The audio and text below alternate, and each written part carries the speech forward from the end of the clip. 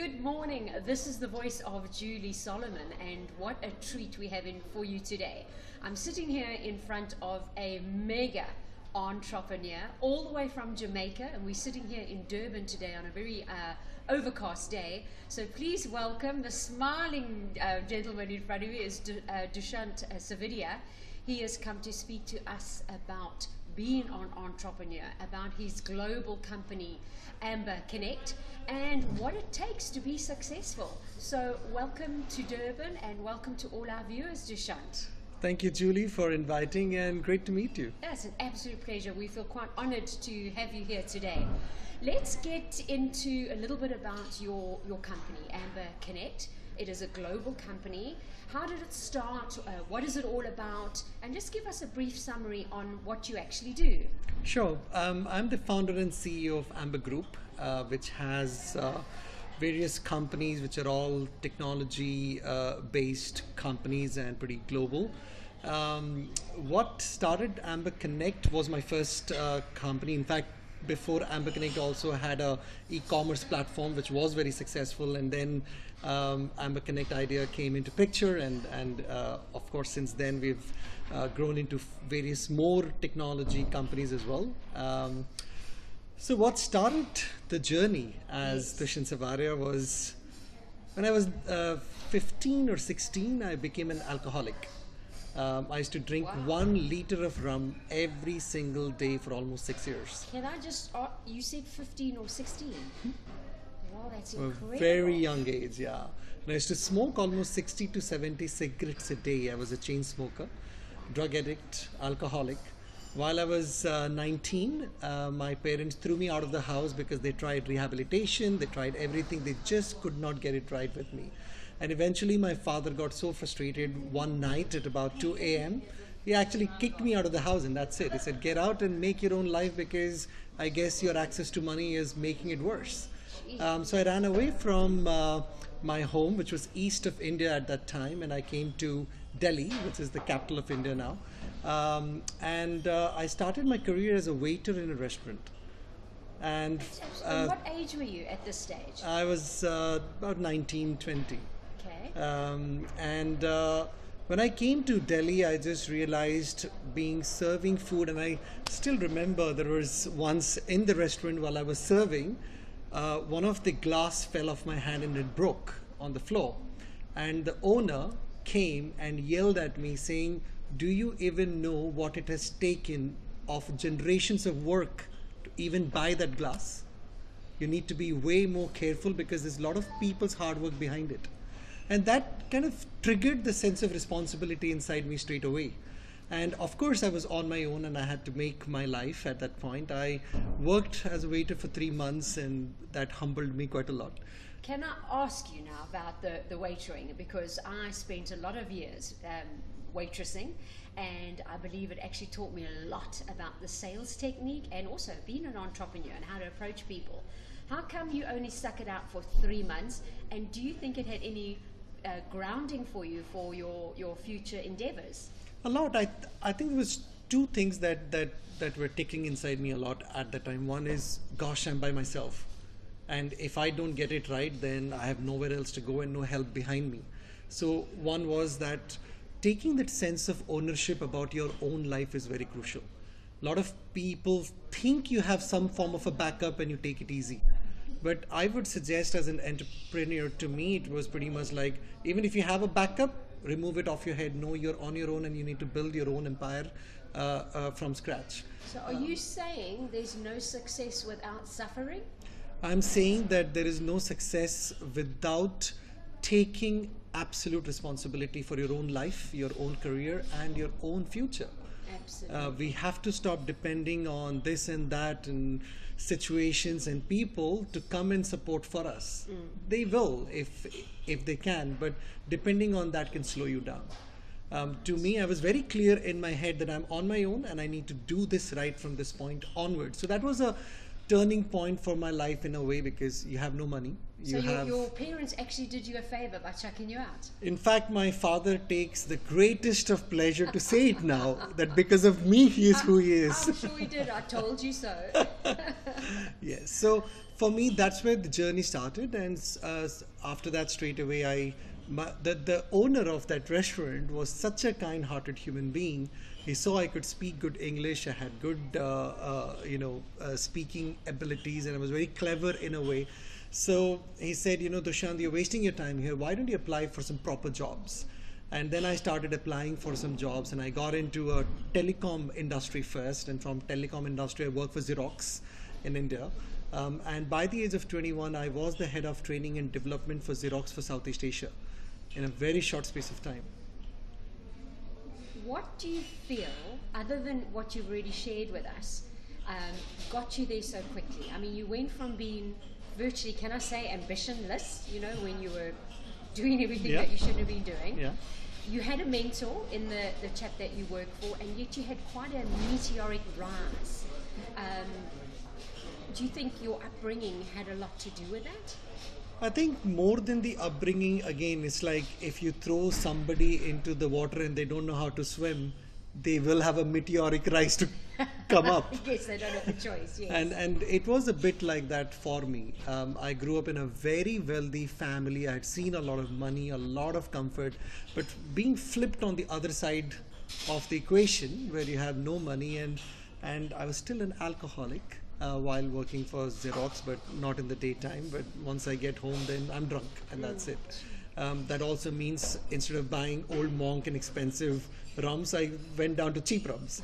So the ambition was their own limited experience in the field that you are trying to grow into.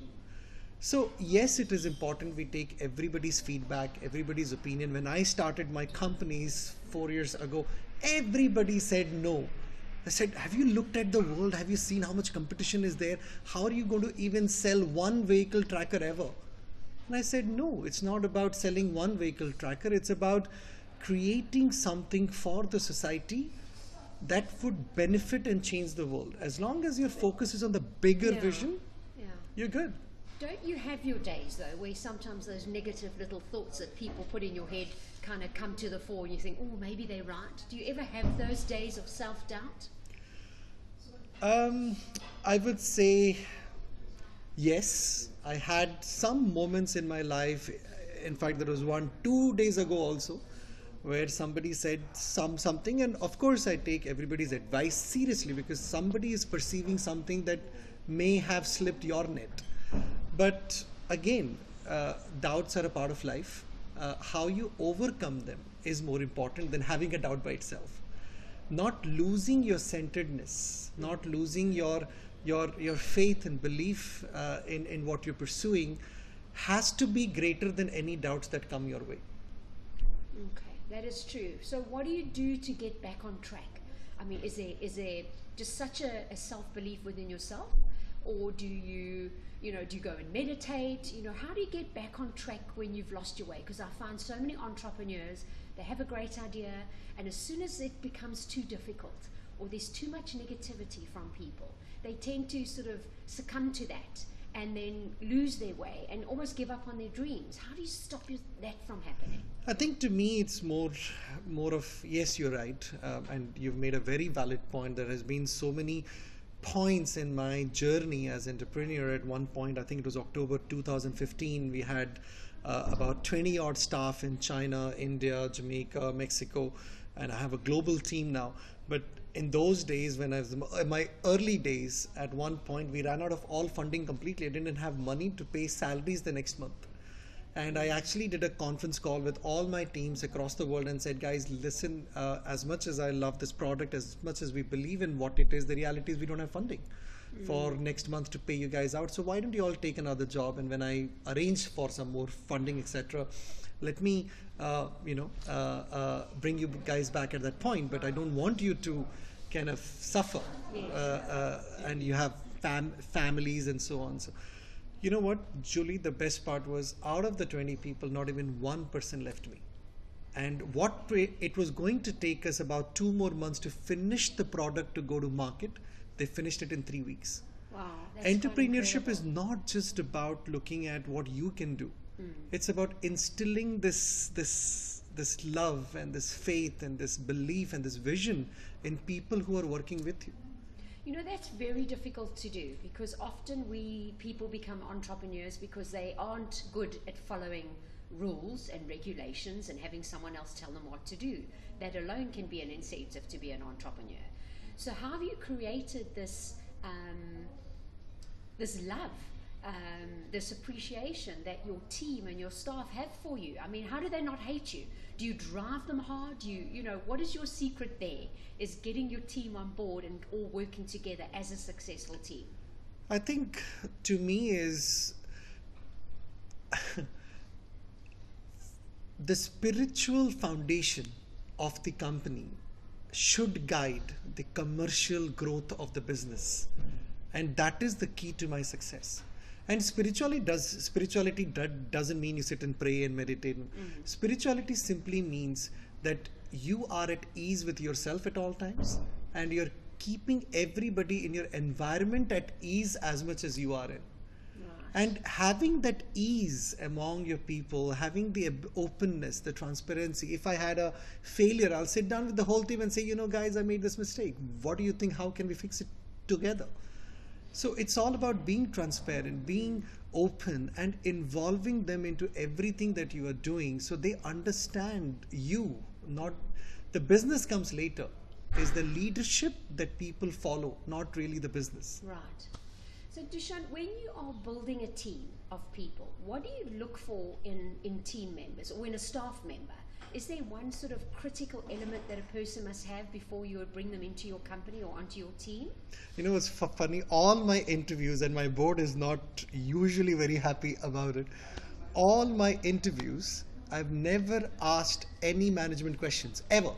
In any of my interviews of what your skills are and what your CV says, and ask all those questions about, you know, how would you answer this question? If you were in this situation, what would you? I never ask those questions. You know why?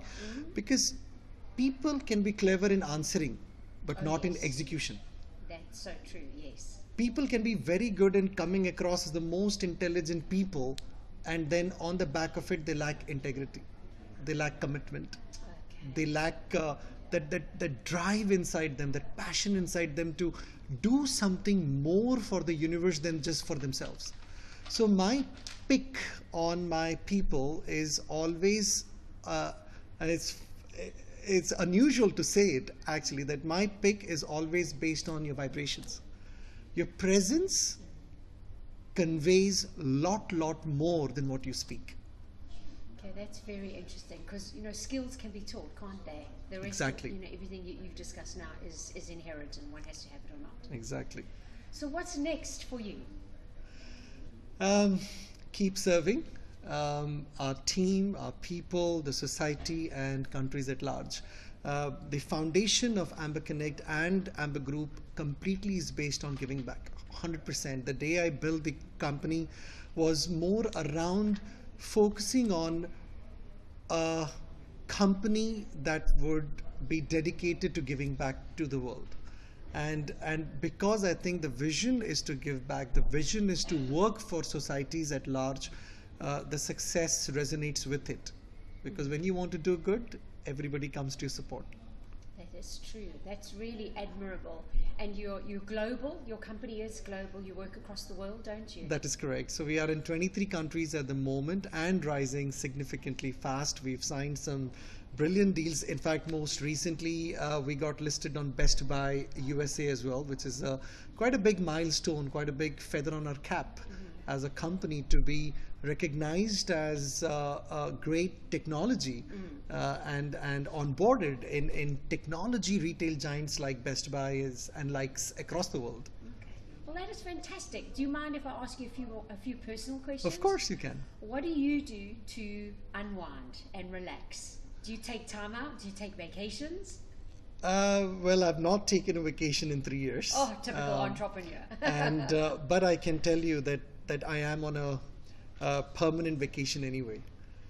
It's when you what do you infer as vacation? You think you go somewhere, look at the beach, and you wind down? You don't, because your mind is still reeling. right? That's not vacation to me. You can be anywhere in the world and have a vacation. To me, right now, I am on a vacation with you because I'm relaxed. I am happy. I'm committed to what my vision is. I know what we are doing is serving a greater good, and I'm at peace right now. And that is where my vacation is. Well, that's absolutely fantastic. And like an absolute true entrepreneur, if you love what you do, you don't mind putting in those extra hours because then you'll work all the time. Correct. And also to have that faith and trust in your team at the same time. Many entrepreneurs make a mistake of, and I have made that mistake too myself, of being controlling, and I need to know everything and I want to get involved in everything that everybody is doing and tick every dots with them and scold them if they've not done it right. That's not the way. I mean, and I've learned it the hard way by losing some good people because I didn't do it right.